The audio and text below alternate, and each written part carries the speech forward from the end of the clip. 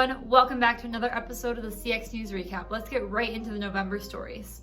So this is kind of a combination of everything that's been happening on social media. There's two different platforms that got an update, so things look a little bit different as we're scrolling on our phones now. The first one, I'd say arguably the more negative one, is that Instagram decided to update their homepage. And this came out of nowhere and confused everyone, and I think it probably wasn't the best move on their part, honestly. So this new update prioritizes Reels and shopping, which I feel like people don't really use Instagram for Reels or shopping. Like, we have TikTok. Shopping is a benefit on there, but I don't think it's what people are really going there for. But I guess that's maybe why they made this update, to try to encourage people to do that. But it's just weird, honestly. Okay, so this is what it looked like before. The home screen that everyone was comfortable with. We all liked it. We knew it. We loved it. And then they decided to change it to this, which is weird because I feel like the two most used buttons, which was the one to post something on Instagram and then the one where you can see who is interacting with your posts, those are both now moved out of the prime real estate and moved up to the top bar of the Instagram layout. It just doesn't really make any sense because Instagram is a place that you go to post on. You're supposed to share media on there, and now they're making it harder to do that unless you're making a reel. Now, I know they have a long history of being not very customer-centric and actually kind of the opposite of customer-centric and doing whatever they want and forcing it on customers. So I hope that they can hear this feedback that they're receiving from basically every single user and correct this, because people don't want what they're giving us. We just don't. And of course, this triggered so many memes online. Everyone was clowning this the second that it happened. So Instagram, please hear us. We don't want to leave. We want to stay on your platform, but sometimes you just make it so hard for us to actually stay. Okay, so another update in the social media world is that Twitter is finally the last major social media platform to get stories. But they don't call them stories, they call them fleets. So how it works is basically the same as any other story capability on other platforms. So you post on there, it disappears within 24 hours. You can either post a picture, a video, you can share another post and add emojis, stuff like that. It disappears after 24 hours. Now, what they said the rationale behind this is to allow people to post with less pressure and be able to post things that maybe they didn't feel comfortable posting to stay forever in their feed, just something to disappear after 24 hours. Now, me personally, my perception of Twitter is that people don't care what they say on Twitter. Anyone will say anything. People are not shy on there. So I don't really know if this was a problem before, but regardless of this, it has gotten adopted pretty fast. I think probably within the first 24 hours that I saw that fleets were a thing, there were so many people posting on their fleets and actually calling them fleets too. That's what kind of surprised me the most, is this terminology has been picked up pretty quickly. I'm surprised people aren't just calling them stories. Most people are actually calling them by their proper name. There were some quality issues at first. I know on my phone, when I look at them, it looks like it was taken on like a 2008 Motorola Razr. I don't know why the quality is so bad. Maybe it's getting better, maybe it will get better. There's also been some lagging issues, especially in the first week that it was out. There was some issues that if people were using their fleets, it would slow down the whole app and make it seem like their phone was glitching. But that's to be expected, I guess, because there are so many users on Twitter. So I think that might just be a sign that everyone was on here and actually using this feature. So overall, it was a weird move. I don't think it was completely necessary, but Twitter users are very loyal and they love testing out all of the new features. So I don't think it was a bad move. People are actually using it, so that's a win.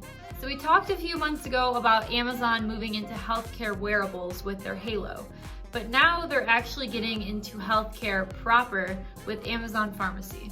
So this is pretty much exactly what it sounds like. It's just a pharmacy, but in an online Amazon-like format. This will look exactly the same as if you're scrolling through Amazon, but only with pharmaceuticals instead.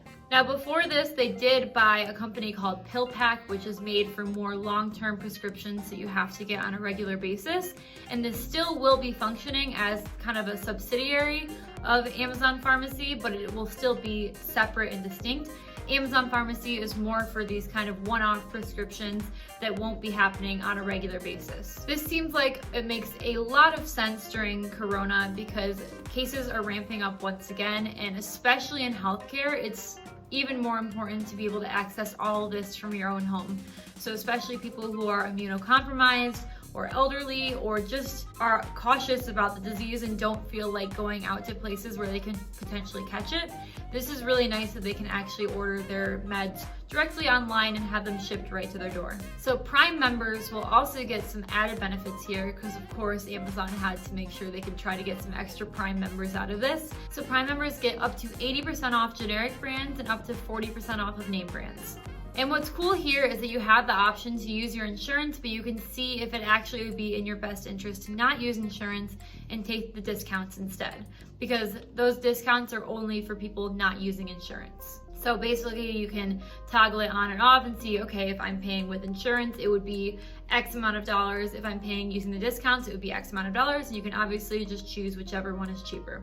This was a great move, and obviously Amazon is going to completely take over everything that they can, and this is just another move in that, but I think this is actually very beneficial to customers. I think it's a huge disruption to the other pharmacies too, like CVS and Walgreens.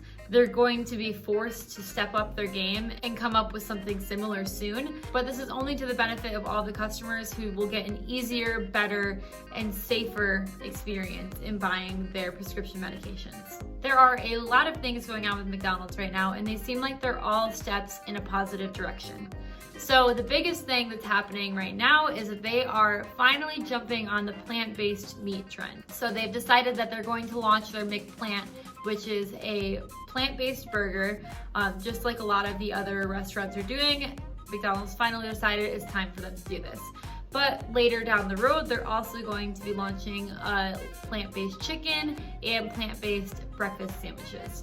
They tested the McPlant in Canada first, and apparently it was really successful because they decided to bring it here to the US. This was pretty much inevitable because I feel like everyone is wanting plant-based stuff, whether it's for ethical reasons, environmental reasons, wanting to try something new, health reasons, everything. I think that plant-based stuff is just all the rage right now. So this might get more people to McDonald's who otherwise wouldn't have gone there. Another new menu item they're going to be adding next year is their crispy chicken sandwich. To me, this seems a little bit late because the whole chicken sandwich wars was a solid year ago now, but I guess better late than never. So this will be coming in the next year. I don't know if it's going to be replacing their McChicken or their other chicken sandwich that they have, or maybe it's just going to be an improved version. They're just going to have a new one coming out soon. Other improvements that are more on the business side of things, they're going to be improving their packaging. So I don't know if they're trying to make it more Instagrammable, so more people will take pictures of their meals when they get them, but they're just going to update, kind of revamp their packaging soon. And also in a time when a lot of people are ordering delivery, they're focusing on accuracy in delivery because there's nothing more frustrating than when you've waited 30 minutes for a meal to be delivered and it's the wrong things, or it's cold, or something's wrong with it, so they want to make sure that that is not happening going forward. They're also focusing on their app speed. And they're launching a new program called My McDonald's, which is a whole kind of hub for all things McDonald's, and in this there will also be a loyalty program.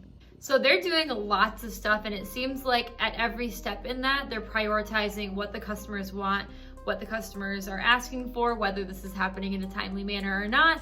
They're still trying, so I think that it is a great move by McDonald's. Or a great couple of moves, I guess, should I say. They're doing like 7 different things. So those were all the top stories this month. We were cranking out tons of CX news, so make sure you head to our blog to see the other things that happened this month, didn't quite make it to the CX news recap. So let me know your thoughts about these stories in the comments below. And as always, feel free to drop some other stories that you saw this month that we might have missed. And I'll see you next month for another CX news recap.